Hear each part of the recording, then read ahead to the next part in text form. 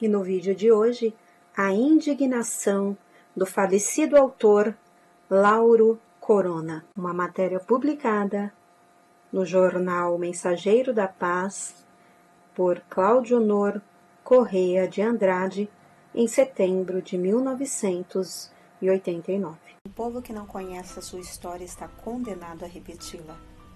Análise histórica e crítica sobre o pentecostalismo universal. Se inscreva, curta e compartilhe. A morte do autor Corona, Lauro Corona, em julho de 1989, levou-me a algumas reflexões. Indaguei e não pude compreender por que a vida tem de ser tão curta. De tão curta que é, nem parece vida. Assemelha-se mais a um sonho ilhado por terríveis pesadelos. Sonho ilhado e sitiado, mas sonho. Incompreendido e até esquecido, mas sonho que se mistura à eternidade. O que mais me impressionou não foi a morte de um ator, nem o precoce desaparecimento de um ídolo. Atuando ou não, todos os seres humanos somos importantes. Para com Deus, não há rostos anônimos nem célebres. Ele nos ama pelo que realmente somos, e não pelos papéis que venhamos a representar nos tablados da dor ou da indiferença.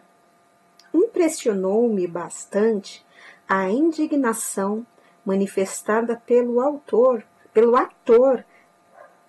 pouco antes de morrer. A alguns amigos íntimos dissera não se conformar em ter de deixar a vida tão jovem.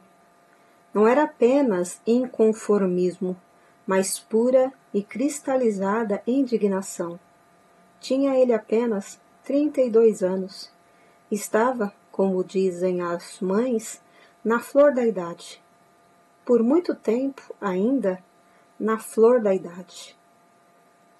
Por muito tempo ainda poderia desfrutar de uma juventude plena. A indignação de Lauro levou-me também a ler uma vez mais o verseto 1º do capítulo 12 de Eclesiastes. Num sucinto alerta aos jovens, disse o ilustradíssimo monarca de Israel: lembra-te do teu Criador nos dias da tua mocidade, antes que venham os maus dias e cheguem os anos dos quais dirás: não tenho neles contentamento. Levando-se em conta a lógica e a cronologia da vida humana, esse previdente e assustador antes é próprio do outono. Adequa-se perfeitamente em períodos invernais. No entanto, é grosseira impropriedade ao lado de uma palavra tão linda como esta, primavera. Se juventude é primavera, como acreditamos, esse antes é anacrônico e temporão. Trata-se de uma locução adverbial de tempo que não cabe na síntese dos primeiros anos de nossas vidas. Acontece, porém, que a cronologia da vida humana não tem lógica. Nem a lógica, como a ciência ideal do pensamento, tem lógica. Morrem todos os dias milhões de seres humanos. Do recém-nascido ao ancião, semeia-se a terra.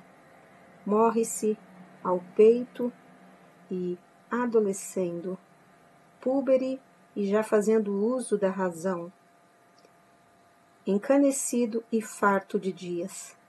Não podemos enquadrar a vida numa cronologia, nem dividi-la em idades, como se fôssemos percorrê-la da infância à velhice, como se não houvesse nenhum acidente de percurso. Nossa carreira às vezes termina tão cedo.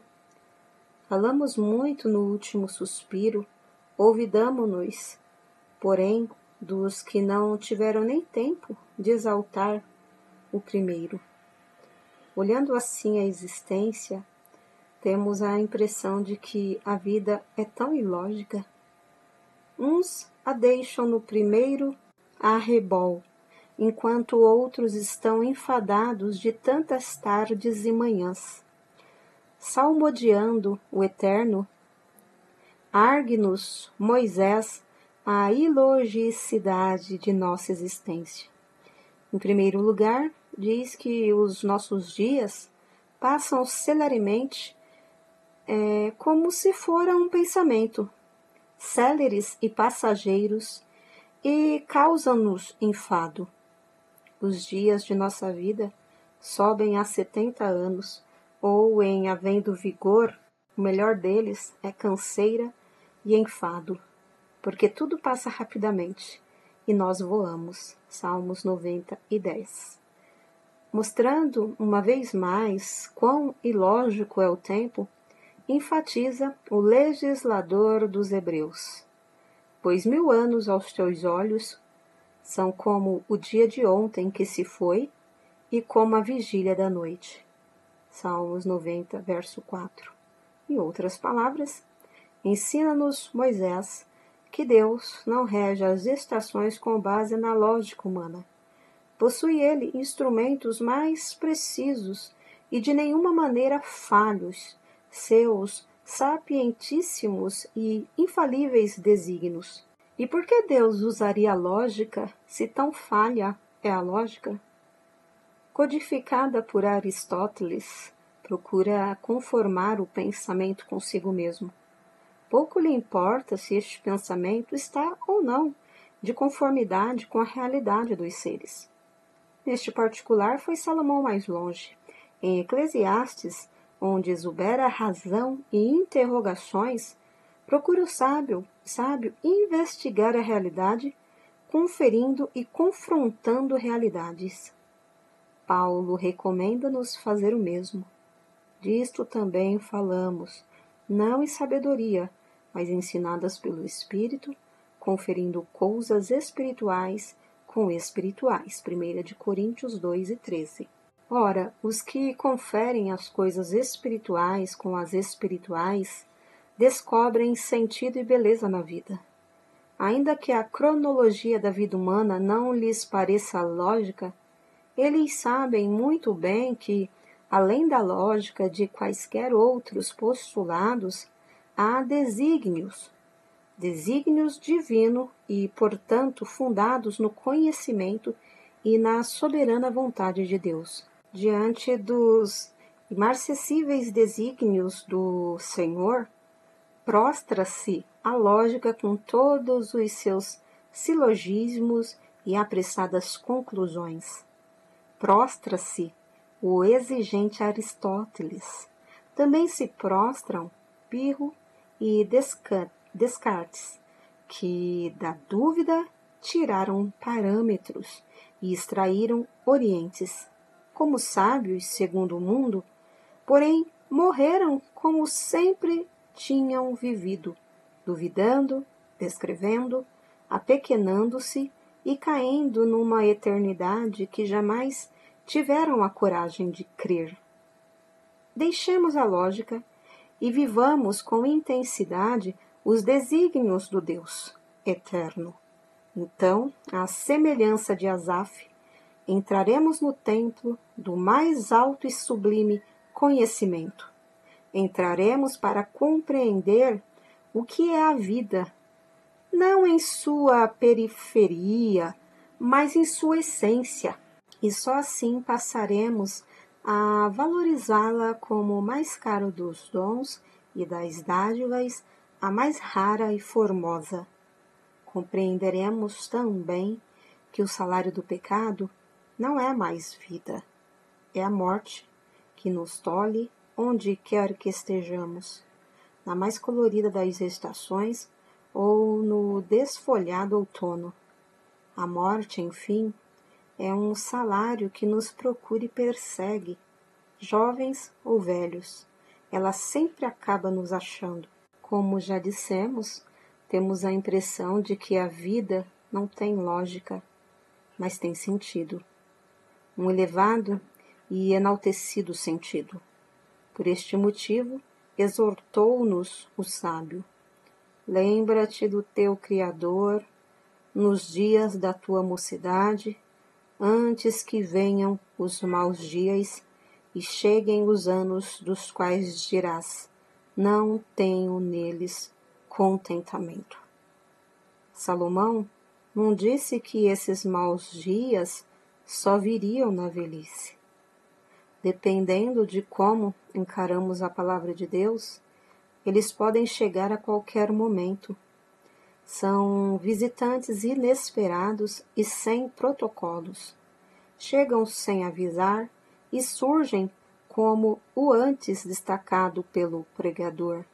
E esse antes, na vida de milhões de jovens, faz-se tão já e tão agora. Vem tão antes esse antes na vida dos que desprezam a Deus e dos prazeres tornam-se camaradas. Os exemplos aí estão. É só percorrer as páginas da história, consultar as crônicas e ler os jornais. Alexandre Magno fez-se conquistador ainda adolescente. Belo e culto, percorreu terras e conquistou-as. Subjugou reinos e impérios. Procurou viver intensamente uma vida que lhe parecia longa, farta, pródiga. No auge da juventude, porém, é cortado da terra dos viventes. Inspirados na vida extravagante de Lord Byron, alguns jovens poetas brasileiros ignoraram propositalmente as advertências do Eclesiastes. Louvando a morte e enaltecendo a escuridão, trilharam um romantismo de imoderações, vícios e autodestruição. Todos eles foram ceifados no vigor da mocidade, ceifados em versos e rimas e estrofes e cânticos. De todos os seus poemas, sobraram-nos apenas uma palidez sem vida e uma mocidade tão cedo envelhecida. Álvares de Azevedo morreu aos 20 anos. Castro Alves não passou dos 24. Um pouco mais de 30, desaparece Fagundes Varela. Cassimiro de Abreu também deixaria a vida em juventude vigorosa. Em comum, tinham a doença e um amor inexplicável pela morte. Tinham inspiração, sim, mas versejaram tantas coisas tristes. Eis o que cantou Varela. Não mais. A areia tem corrido e o livro de minha infame história está completo. Pouco tenho de andar. Um passo ainda e o fruto de meus dias negro, podre, do galho enviado, rolará por terra. Mas quem disse que a vida tem de ser tão triste? Tão amarga e tão noite? Quem disse que os maus dias têm que nos encontrar ainda jovens? Para quem serve a Deus, jamais existirão dias maus e infaustos. Para quem serve a Deus e recebe a Cristo como o seu único e suficiente Salvador, a tristeza tinge-se de alegrias. As noites passam e as manhãs sorriem sempre. Para quem serve a Deus e se lembra do Criador, a vida não é curta, nem um sonho. É a eternidade que se esparrama no coração de Cristo. É a eternidade que desfaz as ilhas de pesadelos, que transforma-as em continentes de felicidades e ventura. Portanto, não basta apenas nos indignarmos contra a morte. Lembremo-nos antes de quem nos pode dar mais vida e vida com abundância, Cristo Jesus.